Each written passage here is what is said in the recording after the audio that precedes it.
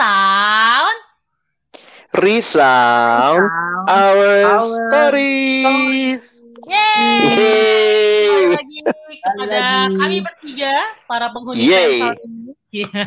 Penghuni Friendzone, guys. Ya, ini di bulan Agustus, bentar lagi udah mau kemerdekaan ya, Bang ya. Bentar lagi nih. Pokoknya di minggu-minggu inilah, nggak lama lagi.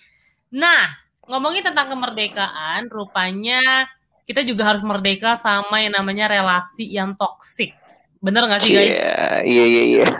Ini baru kepikiran gue, guys, omongan ini. Nah, tapi maksudnya bulan Agustus tuh biasanya diingat dengan bulan kemerdekaan, tapi kita juga harusnya merdeka sama hal-hal yang menurut kita nih, kita bertiga yang toksik, yang membuat kita jadi nggak berkembang baik secara pemikiran ataupun perilaku gitu. Nah, biasanya kita udah beberapa kali ngomongin tentang hal-hal toksik ya, Bang ya, secara khusus secara general sih waktu itu kita ngomongin toksik. Nah, tapi sekarang kita mau ngomongin secara lebih kecil gitu. Di dalam toksik itu rupanya banyak hal. Salah satunya teman-teman pernah dengar kata manipulatif nggak? Kalau zamannya Bang Alex itu apa dia namanya? Jadi kayak playing victim gitu ya. Jadi bener. emang gue yang salah padahal supaya orang lain lu ikutin mau gue dong gitu. Nah, betul banget. Nah, itu kalau zaman sekarang mungkin manipulatif. Kalau teman-teman sering dengar, "Ih, kamu tuh manipulatif banget." Nah, kalau teman-teman ada yang kurang ngerti sebenarnya manipulatif itu kayak gimana? Nah, contohnya bisa yang kayak Bang Alex secara gampangnya playing victim deh, kayak dikit-dikit pihak lain yang salah gitu kan. Nah, tapi pelaku manipulatif itu biasanya menanamkan benih-benih keraguan pada seseorang atau enggak orang lain, sehingga orang tersebut tuh jadi mulai ragu sama kemampuannya dia, sama apa yang dia yakini gitu. Tapi ini lebih ke arah memberikan benih-benih keraguannya itu ke arah negatif ya, Bang ya, biasanya ya, Bang. Betul. Nah, kalau kayak gitu, nih Ernest diem-diem aja nih, Nes. Kira-kira Nas, tes Ernest apakah sudah ada di sini? Gua lagi manipulasi lu, Nov, biar ngomong terus. Thank you, Ernest. Nah, kira-kira Nes, menurut lo ya, sebagai seorang filsuf ya, di antara kami bertiga, lo ciri-ciri dari manipulatif itu lo pernah nggak sih ngalamin, Nes? Kira-kira apa sih? Kalau gue pribadi sih nggak pernah ngalamin ya. Mungkin orang-orang terdekat gue. Lu yang jadi manipulatifnya ya, pelakunya ya? Iya, dia ngelakuin. Lu di pelakunya nih kayaknya nih. Enggak. Ada contoh kan, Nes? Ada ini sih, ada teman yang dia baru sadar gitu ya setelah berapa tahun dia tuh ragu apakah yang dia lakukan itu sebuah tindakan yang salah atau benar kayak gitu. Jadi dia meragukan dirinya sendiri sampai akhirnya dia tuh ngikut sebuah webinar kayak gitu ya. Dia ikut webinar, dia ikut itu karena dia pengen meyakinkan dirinya sebenarnya gue yang benar salah atau enggak. Kenapa? Karena di dalam relasi itu dia merasa tersakiti gitu. Dia merasa tersakiti dan kayaknya kan selalu ya kalau podcast kita kan Bang Alex bilang tuh ya kalau mau relasi tuh it takes two to tango kayak gitu. Nah tapi di bagian itu kok kayaknya yang salah dia doang gitu. Sedangkan yang lainnya nggak salah kayak gitu. Dan memang waktu gue lihat percakapan antara mereka berdua lah antara teman gue itu kayak gitu dengan PKK-nya itu gue akhirnya makin sadar tuh kayak gitu. Dia bagi gue ada hal-hal yang dari PKK-nya tersebut. Jadi ini bisa terjadi loh di dalam persekutuan gitu. Ini bisa terjadi di dalam persekutuan bukan cuma nama teman lagi ya biasa.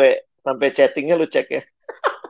Nah iya karena AKK-nya itu tuh mastiin ke gue gitu. Jadi gue bener atau enggak, ini harus gimana dan lain sebagainya. Nah gue nggak berpihak juga sama si AKK-nya kayak gitu. Sampai akhirnya tuh dia sadar ternyata kecenderungan orang-orang yang manipulatif itu adalah mereka tuh ya seperti mau meragukan si korbannya kayak gitu. Sebenarnya kayak dianya yang selalu salah, mau mengontrol, mau menuntut tapi nggak kasih solusi dan lain sebagainya. Kalaupun juga nanti ada konflik dan lain sebagainya, tetap kayak yang manipulatif itu ya kan gue udah berikan ini, gue udah berikan itu dan lain sebagainya yang sebenarnya tuh kagak diberikan. Apalagi di bagian ini ya sulitnya adalah teman gue itu AKK. Nah yang manipulatif ini PKK-nya dia tuh kayak ngerasa ini kan PKK harusnya lebih tahu lah, lebih mengayomi, lebih membina dan lain sebagainya. Kayak bingung tuh. Jadi memang kayaknya gue deh yang gak rohani deh. Kayaknya emang gue yang salah deh. Kayaknya nih gue udah nggak bisa apa istilahnya ya, mentok gitu ngomong ke PKK-nya apa bang kayak gitu, kayaknya lu memang nggak tepat deh. Kan aku udah lakukan ini deh kayak gitu. Terus juga coba deh kamu pikirkan ulang lagi, coba kamu saat teduh, coba kamu berdoa, coba kamu konseling dan lain itu bahasa-bahasanya begitu tuh. Jadi dibalut hal-hal yang baik, dibalut hal-hal rohani yang tujuannya akhirnya melemparkan tombak ke kakak gue gitu, kakak gue atau kakaknya dia gitu. Nah itu yang menurut gue, jadi dia ingin itu sampai kakak gue tuh sampai takut gitu, kakak gue mulu, kakak itu tuh sampai takut dalam artian kalau soalnya ditanyain, kamu habis pergi dari mana, jangan malam-malam ya, itu sampai hal-hal detail dalam kehidupannya ditanyain, seolah-olah tuh kayak mau dikontrol gitu, kamu jangan pergi ke rumah lawan jenis malam-malam ataupun ngekos ataupun jangan nginep di rumah teman yang sesama jenis malam-malam nanti ngegangguin, dan itu sampai begitu terjadi tuh kayak gitu tuh. Nah itu tuh yang gue lihat tuh, jadi pengen mengontrol, pengen sebelah pihak lah, berat sebelah lah, jadi dia entah dia mau mendapatkan sebuah pengakuan, jadi dia si PKK ini ngerasa dia yang jadi korban, aku yang disakiti kayak gitu. Itu sampai kejadian detail-detailnya tuh ya yang gue lihat, ya ampun sampai segitunya ya gitu, sampai kayak padahal cuma papasan doang biasa gitu. Terus abis itu di chat lagi, kok kamu nggak nyapa sih, kok kamu nggak sopan ya sama yang lebih tua. Itu ya ampun sampai begitunya ya. Wow. Kayak gitu. Nah itu bahaya ternyata ya. Dan itu baru sadar temen gue itu setelah udah lama. Nah itu dia baru benar-benar yakin ternyata apa yang dilakukan PKK-nya dulu itu salah kayak gitu, nggak tepat. Selama ini dia selalu yang ngerasa dirinya yang bersalah, masalahnya selalu ada di aku kayak gitu. Sebenarnya sumber masalahnya dia, bukan PKK. Nah itu yang dia rasakan. Gitu Nov biasanya tuh. Berarti intinya ciri-cirinya salah satunya adalah dia mau mengontrol ya. Maksudnya kayak merasa paling benar, mengontrol, terus pinginnya ngikutin apa yang dia mau. Nah, tapi sebelum gue tanya ke Bang Alex nih, tadi kan Ernest dari ngomongin AKK gitu ya. Mungkin teman-teman ada yang nggak tahu AKK itu apa. Itu adalah anak kelompok kecil, misalnya dalam kelompok pembinaan ya Bang. Itu salah satu anak yang dibina. Nah, PKK itu adalah pemimpinnya. Nah, tapi Bang, akhirnya gue punya pertanyaan dari apa namanya pembahasan Ernest tadi gitu. Dia bilang tadi kan beberapa kali pingin dikontrol, terus misalnya dia mau ngasih tahu sesuatu kayak berat sebelah. Nah, akhirnya kan ngelihatnya jadi gini, oh ya udah berarti kita nggak boleh apa namanya memberitahu seseorang atau nggak mengajar. Nah itu gimana Bang? Bisa gimana gue Bang ya? Apakah ada perbedaan yang harus jelas antara memberitahu, mendidik, sama akhirnya manipulatif itu sendiri Bang? Nah ini memang kayaknya perlu, gue jadi pengen nanya ke kalian juga gitu ya, karena kan kalian juga adalah orang-orang yang memimpin ya. Maksudnya kalau sebelum gue kasih apa pandangan gitu ya, maksudnya teman-teman sendiri gimana tuh sebagai seorang yang memimpin, punya otoritas, dalam arti ya, orang itu kan bersedia kita pimpin, berarti ya dia ada di bawah kepemimpinan kita, apalagi kalau ini berkaitan dengan menolong dia untuk bertumbuh gitu ya, kita pakai bahasa rohani. Itu gimana tuh menjaga, atau kita juga pernah jatuh dalam manipulatif nggak sih? Mungkin dari gue dulu kali ya, baru ke Ernest ya. Kalau aku sih pernah sampai di tahap manipulatif juga rupanya, tanpa aku sadari ya kan. Waktu itu awalnya aku jadi PKK pertama kali tuh waktu itu pas kuliah gitu. Nah terus kayaknya ngelihat ini anak binaan yang harus gue tolong dengan tanda kutip ya. Misalnya kayak kesannya tuh kayak gue tuh udah paling ahli, udah paling benar deh intinya gitu. Nah, sampai akhirnya aku merasa aku tahu bahwa aku tuh udah benar-benar terjebak dalam sikap manipulatif tuh gara-gara anak kelompok kecilku ceritanya suka sama satu cowok yang menurutku kurang tepat. Terus akhirnya aku kayak mendirect dia untuk kamu tuh nggak boleh pacaran sama dia segala macem, sampai akhirnya kayak aku kekang banget. Nah, terus sampai satu titik anak ini bilang, Kak, aku udah gak mau kelompok kecil. Nah, waktu itu aku sedih banget waktu dia keluar dari kelompok kecil waktu itu. Misalnya kayak di situ akhirnya aku jadi merasa bersalah gitu, dan aku marah sama anak ini. Itu waktu awal-awal jadi PKK. Nah, terus habis itu gue berusaha banget untuk ini anak gak boleh keluar, tapi harus melihat bahwa anak ini yang salah gitu. Itu kan manipulatif banget ya sebenarnya. Nah, sampai akhirnya Bang Alex tuh sempat ngomong gini sama gue. Lu Bang waktu itu kayak lu nggak inget deh, dia ngomong gini. Alex ngomong gini sama gue. Kamu pikirin deh Nov, sebenarnya anak itu milik Tuhan atau milik kamu, dibilang gitu kan. Dan akhirnya situ gue baru ngasih, ya bener juga ya, kamu tuh hanya dipercayakan. Nah keputusan ya emang ada di anak itu. Jadi akhirnya gue sekarang jatuhnya kayak ketika gue membina anak kelompok kecil gue memberitahu, tapi balik lagi yang harus memilih adalah mereka gitu. Dan gak bisa dikekang, ya apa ya, setiap orang kan punya kebebasan ya. Tuhan pun melakukan hal yang sama kita. Setiap kita dikasih pilihan ya, balik lagi kita maunya yang kayak gimana. Dari gue sih gitu. Jadi kalau ditanya pernah terjebak atau enggak, gue pernah. Dan akhirnya gue sekarang memilih untuk ya terserah. Kamu udah tahu nih mana yang baik, mana yang tidak. Ya pilihlah apa yang menurut kamu tepat dan pertanggungjawabkan sama apa yang menjadi pilihan kamu. Gitu sih kalau gue jatuhnya sekarang. Ernest gimana, Nes? Kalau gue ini sih ngelihat pola ini ya, gue kenal pola pelayanannya tuh dulu tuh punya pemimpin yang strict juga tuh, tegas-tegas gitu kan. Nah, gue dulu sempet karena kenalnya cuman itu ngikutin gaya itu, walaupun menurut gue nggak terlalu manipulatif sih kayak gitu, tapi kayaknya tuh kontrol tuh jadi sesuatu hal yang penting kayak gitu. Nah, cuman akhirnya makin lama gue makin sadar lah kalau setiap orang tuh makin berkembang bukan waktu dia ngikutin apa mau gue kayak gitu, makin berkembang ketika akhirnya tuh diberikan kebebasan untuk salah seperti itu. Nah, waktu dia salah, akhirnya dia belajar dan lain sebagainya. Nah, kadang-kadang kan kontrol itu kan seolah-olah jangan salah lu kayak gitu, karena kalau salah bahaya nih dan lain sebagainya. Nah, akhirnya gue ngelihat seperti itu sih di dalam pelayanan ya perlu ada apa sih namanya, kebebasan kayak gitu ya untuk melakukan salah, berani salah dan lain sebagainya. Tujuan kita tuh bukan tujuan yang mutlak kayak gitu. Nah, itu yang perlu diingat kali ya kayak gitu di dalam kepemimpinan dan lain sebagainya. Walaupun kita tahu tuh itu tujuan yang mulia dan lain sebagainya, tapi ajak orang tuh bukan dengan cara dipaksa gitu, tapi ajak mereka melihat. Gue suka sih ada salah satu quotes yang bilang kalau misalnya mau ajak orang bikin perahu tuh jangan dipaksa-paksa kayak gitu, jangan disuruh dia bagi tugas, lu potong kayu, potong inilah kayak gitu, lu bikin inilah, bikin itu, tapi ajak mereka lihat ke laut, ke pantai, coba tanyain ke mereka apa yang ada di balik pantai itu kayak gitu, apa yang ada di balik laut itu, buat mereka pengen, buat mereka rindu, buat mereka ingin. Nah, itu sih yang gue akhirnya belajar, oh iya ya, ternyata memimpin tuh begitu, bukannya manipulatif dengan cara-cara yang licik gitu ya, yang tersembunyi, tahu-taunya keinginan gue dan lain sebagainya. Nah, itu sih yang gitu-gitu yang gue belajar ya. Iya, thank you ya. Kalau gue juga sadar yang teman-teman sampaikan itu sudah jadi semacam prinsip-prinsip umumnya ya. Dan kita pun karena melewati proses, akhirnya jadi sadar juga mengevaluasi, gile ya. Dulu gue manipulatif banget gitu ya sama orang. Dan ini memang apa ya, cenderung yang punya otoritas itu cenderung memanipulasi. Walaupun relasi yang manipulatif itu nggak selamanya dari sisi yang punya otoritas.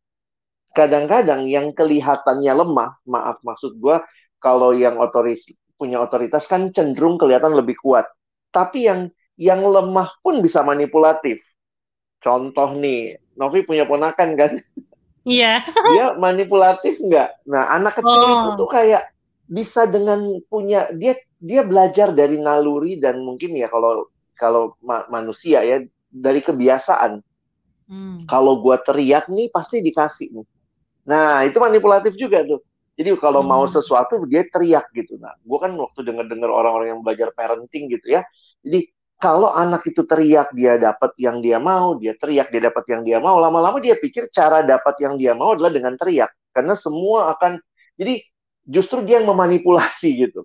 Makanya sehingga gue pernah dengar tuh ya, ada orang tua yang gini, iya nih, jadi kami pernah mau reunian lah gitu ya, terus dalam kesempatan mau reunian, terus udah janjian nih, terus kemudian ada temen yang gini, sorry ya gue nggak jadi datang reuni nih. Kenapa kita pada mikir gitu kan? Terus kemudian dia balas pesan, iya, habis di tengah jalan anak gue nangis, mintanya pergi ke mall. Padahal anaknya tuh ya memang masih anak-anak lah ya, tapi kita berpikirnya gini, gila ya, orang tua punya acara yang udah disetting jauh-jauh hari, namanya juga reunian ya, itu bisa dengan gampangnya karena anak nangis dan memanipulasi misalnya entah gimana dalam mobil yang terjadi, akhirnya orang tua yang ngikut anak gitu. Nah, memang tidak selamanya salah orang tua ngikut anak, tetapi kan istilahnya berarti kan acaranya orang tua yang udah direncanain bisa dimanipulasi begitu rupa oleh anak yang seperti itu. Nah, jadi kalau gue berpikir yang menarik sebenarnya akhirnya melihat satu prinsip ya. Ini pas waktu itu dapat kesempatan bawain firman soal ini juga gitu. Terus yang menarik adalah prinsip persahabatannya Yesus di dalam Injil Yohanes pasal 15. Ternyata tuh Yesus memperkenalkan persahabatan yang setara. Wah, itu menarik tuh. Jadi sebenarnya akar dari manipulasi karena mungkin kita ingin menjadi tuan atas orang lain. Kita ingin mengontrol hidup orang lain. Kalau dia nggak mau ngikut kita, kita playing victim. Aduh, aku ini udah ngasih waktu begitu banyak ke kamu, gila ya, kamu nggak peduli sama perasaanku. Ya, jadi kita bisa memanipulasi gitu rupa. Nah, Tuhan Yesus tuh memperkenalkan persahabatan yang setara, yang di dalamnya itu sebenarnya mencerminkan Allah Tritunggal sih.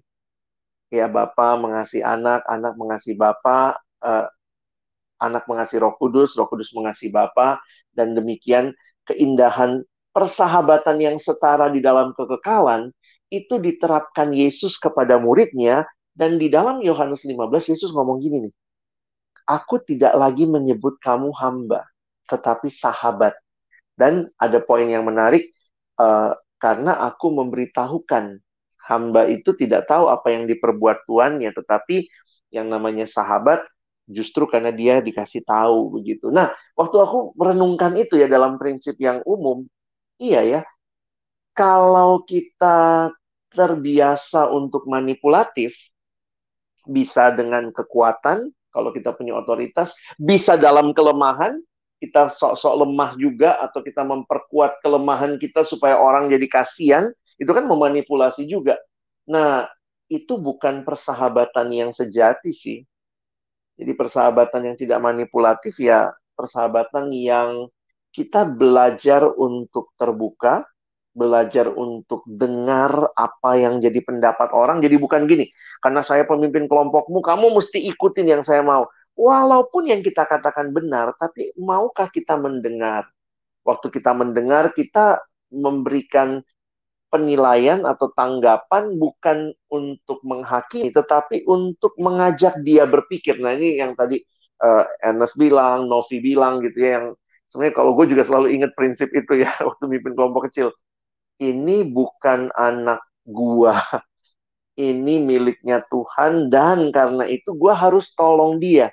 Relasi itu harus berkembang, menolong dia, bisa kenal Tuhan, dan aku tuh cuma nemenin gitu, nemenin bareng-bareng gitu. Nah, mungkin itu sih yang aku tiba-tiba tadi keinget, iya ya, Tuhan Yesus memperkenalkan persahabatan yang seperti itu, padahal dia Tuhan loh, gitu ya. Nah, itu jadi menarik sih. Gimana, teman-teman? Ada komen nggak sebelum kita closing statement?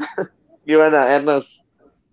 Gue dulu baru Ernest. Oh, Akhirnya gue iya, melihat, gue nggak mau kalah dari Ernest. Akhirnya gue melihat bahwa manipulatif itu tuh bukan tentang suatu hal yang dikontrol, yang paling hebat doang ya, Bang, dengan tanda kutip. Jadi sebenarnya setiap kita tuh punya kontrol masing-masing, walaupun yang terlihat dominan ataupun enggak. Itu gue ngeliat dari contoh yang lo kasih si anak kecil. Dia kelihatannya kayak lemah, tapi dia juga bisa memanipulatif.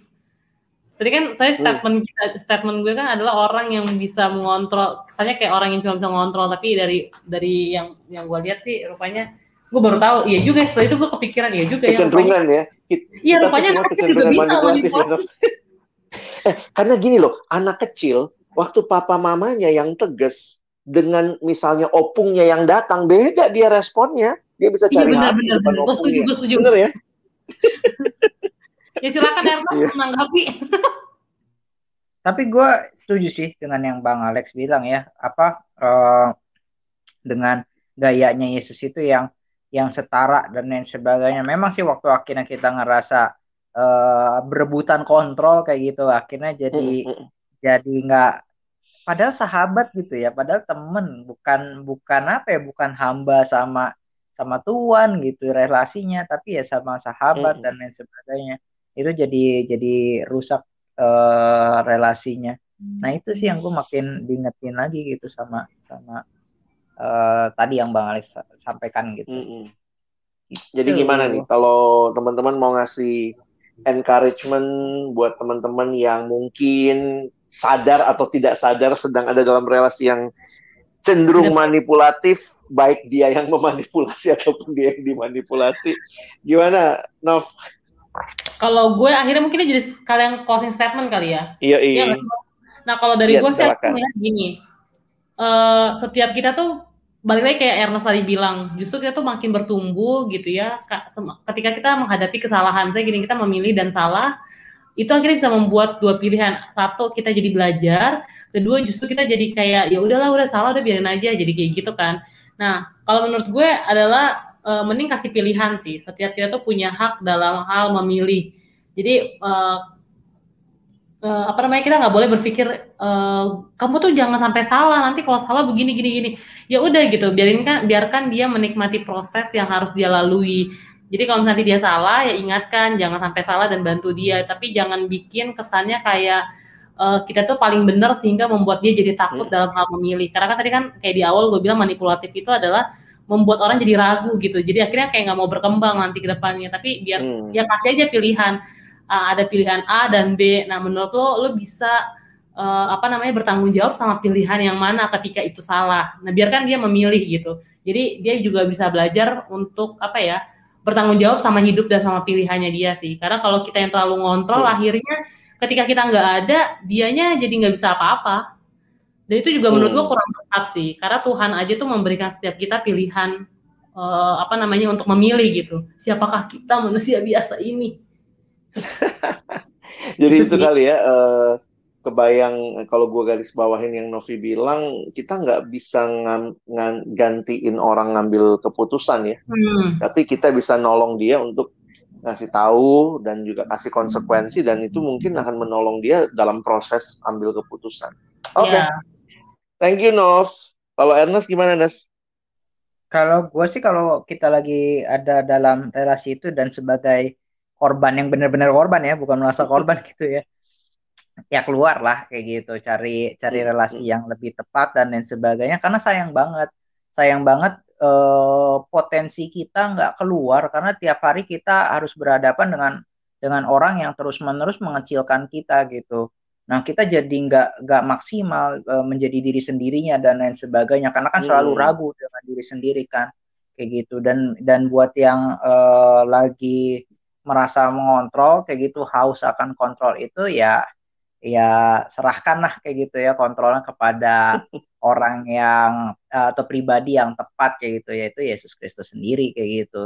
Yesus aja juga nggak maksa-maksa gitu kan. Nah itu maksudnya kadang-kadang kan kita pengen dihormati, pengen diapain lah, pengen kadang-kadang punya kuasa tuh rasanya enak kan gitu. Cuman ya mau nggak mau itu harus ditebus oleh Yesus Kristus, di mana ya Yesus pun juga melepaskan kuasanya gitu ya, maksudnya dari membatasi kuasanya sehingga akhirnya bisa relate dengan kehidupan manusia di dalam dunia kayak gitu. Nah itu sih, itu paling. Thank you, Novi, Ernest. Kalau aku akhirnya cuma ingetin aja teman-teman, kadang kita minta temen yang nggak toksik, tapi jangan lupa loh, yang paling penting yang bisa kita kontrol tuh diri kita. Jadi jadilah temen yang nggak toksik gitu ya. Paling nggak kalau bagian kita ya jangan jadi sahabat yang manipulatif. Jadi bukan hanya cari sahabat yang nggak manipulatif, tapi pada saat yang sama berjuang juga gitu ya, dengan proses yang Tuhan berikan untuk tidak jadi sahabat yang manipulatif. Oke, mungkin segitu dulu. Thank you buat teman-teman yang udah dengerin, dan kita juga terbuka kalau ada yang mau kirim ini dibahas dong gitu ya, masukan segala macam. Topik-topik. Dan kita bisa dikontak juga, salah satunya di IG kita. Apa IG kita, Nes? Di friendsound.id. Oke, masih ingat ya. Dan nantikan episode-episode selanjutnya, dan kami pamit dulu, undur diri. Terima kasih untuk hari ini. Bye.